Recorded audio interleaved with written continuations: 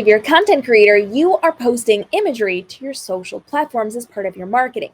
We're breaking down Photoshop 101 tutorials on tools that you can be using even if you're a brand new beginner to level up your content creation. Today, we're going to be taking a look at two easy tools you can be using to retouch your skin inside of your photos. Specifically, we're looking at things like blemishes that may not be there all the time. If you get like a cut on your cheek, those things are going to be fixed by this tool. So we're going to take a look at this right now and how you can be doing this even if you are brand new. I've grabbed a stock image with some blemishes on it. We're going to take a look at how to fix this. The first thing that you want to do is grab your spot heal tool. It looks like a little bit of a band-aid, and you are just going to be able to move your sizing up and down with those bracket keys. And all you have to do is go over it, and it's just going to pick up the skin around it, and it's going to retouch it. So you can see how that's already starting to leave just a little bit. Now, if you do not get it all, make another pass, but I do recommend doing this in small increments at a time. We don't want to create a sweeping motion across the entire face because then it's going to start to pull in some of the other things. You may get a second set of lips somewhere, and that's what we don't want. So we are just going to go through and we're just going to be able to retouch those things away. Now, let me go back for a second because we had a red spot right there. There are other ways you can retouch it without using that spot heal tool. So if it's not working for you or if you want to do it a little bit differently, you're going to go over and grab your clone tool. This looks like a rubber stamp inside of your toolbar, and you're going to go up to opacity. You're going to reduce this to about 28% opacity. It does not have to be exactly 28, but it does need to be somewhere near there. We're then going to use our bracket keys to just make that a little bit bigger. And with the clone tool, what it does is you are going to hold the option button down and click on a non-red or non-blemished area. So a normal skinned area, you're going to click on it, and that's going to sample that content from that piece of the photo. You can then, in small swipes, just kind of go over it, and you can see how it's now removing that redness. It's picking up that skin from that other location. And it's going to move the sample the same way that you're moving the brush. So we don't want to make sure it's too blurred out. You can kind of see it wasn't super great there. So you're actually going to want to sample from multiple locations. If it starts to look like it's noticeable like that, you're just going to hold that option key down and pick another location. Then you're just going to be able to, every time you pick it up, grab from another location. You can start to see how we've got the shadows, we've got the lightness. You can kind of move with that. Let me move over to the left side of the screen where we can actually do this with some of the marks over here as well. So I grabbed a sample and I'm just moving some of that skin to kind of blend in those marks. So now they've left them there a little bit. If you want to deal with shadows, if you want to deal with pores, if you want to deal with something where you don't want to entirely remove it, your clone tool on a low opacity is going to be great. Look up next to her nose. We've got some dark shadows here, which we don't necessarily like.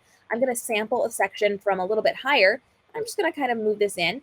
And you can see how it's removing the redness and the shadows from around her nose. This is something you can do as well. We actually had a tutorial I dropped recently about how to do this around your eyes for those under eye circles. I'm going to look at the right side of the screen. I'm going to, again, tap down. I'm going to remove some of that redness here. So you can see how that's going to work really well for you. So now going back to the spot heal tool, I'm just going to come in. I'm going to grab some of the rest of these. And this is, of course, up to your own discretion. You can change things however you need. I'm just tapping on and it's going to remove it. And this is also something that works really well for stray hairs. So if you look over toward the right side of her cheek there, you're going to see some stray hairs. I'm just going to very carefully go right along those hairs, and you can see how it's starting to remove those. Now you may need to tweak things. If you don't like what something did, you're going to hit Command Z on a Mac and it's going to reverse that. It's an undo button. And so I'm just going through and I'm just retouching this a little bit. Again, I'm looking for any blemishes, things that aren't normally there. We don't want to heavily retouch our photos because we actually want to look like us, but we are going to go through and we're just going to fix that a little bit. Now, if you look at that top left-hand corner up by her nose and where her eye would be, you can see those pores are very, very clearly represented in this photo. So I'm just going to, it almost acts like an airbrush. I'm just using that clone tool and you're just kind of brushing it out. Again, grabbing samples from different locations so that it pulls different types of skin and it doesn't look super cloned. We're just going through on both sides of her nose here up by where her eyes would be. And we're just retouching that a little bit. So anytime I see redness, anytime I see a blemish that I don't like, I would go in and do that. I can also do that for shadows and things like that if I don't want shadows there, if the shadows are a little bit weird.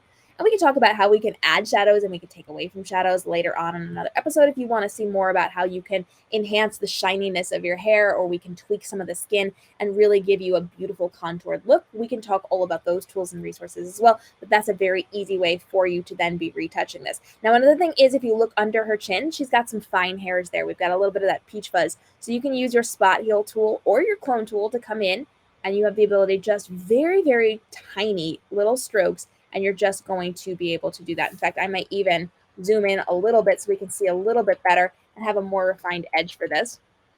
And then I can come in and I can just remove some of that peach fuzz that I don't necessarily need to see there that is highlighted by the light. And so I'm just moving some of this so you can see it. It would take me a minute to actually get through all of this. You also have the ability to come in with your clone tool. And once again, you're just going to be able to kind of go over that. And you're going to want, if you're doing something like on a chin or a jaw level, you're going to want to go above and below to make sure you get it on both sides because the coloring is going to be different.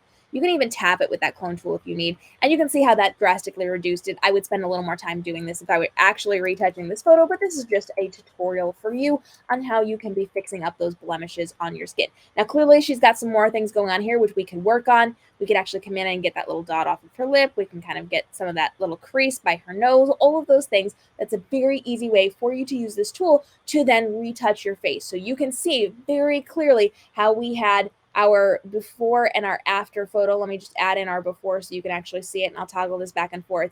This is what we did, and look how easy that was to retouch this photo. Very, very easy for us to retouch it. And now you can go and create your own photos and feel a little bit better if you have things that aren't always on your face that you want to just remove in some of your photos for your Instagram page.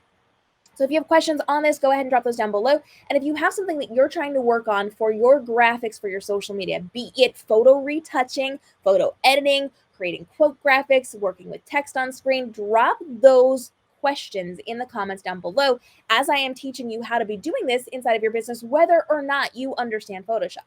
Photoshop in general has a bit of a steep learning curve. This is Photoshop 101. So even if you don't know how to use the rest of it, I'm showing you how to use these basic tools to level up what you're doing. And because the Adobe suite is so robust, there's so many programs that you are getting as part of your CC subscription, which makes it really easy and effective for creators to be jumping into Adobe CC because you get so much access to so many things and it's easy to do it, especially when you have tutorials like this. So drop your please teach me how to do this questions down below, and we will continue to create episodes just like this to help you level up in your content creation and daily episodes helping you to make more money in your social media marketing endeavors, but spend less time and effort and stress creating that content so that you can be more profitable and get back to running your business and live your best life. We'll see you in the next episode.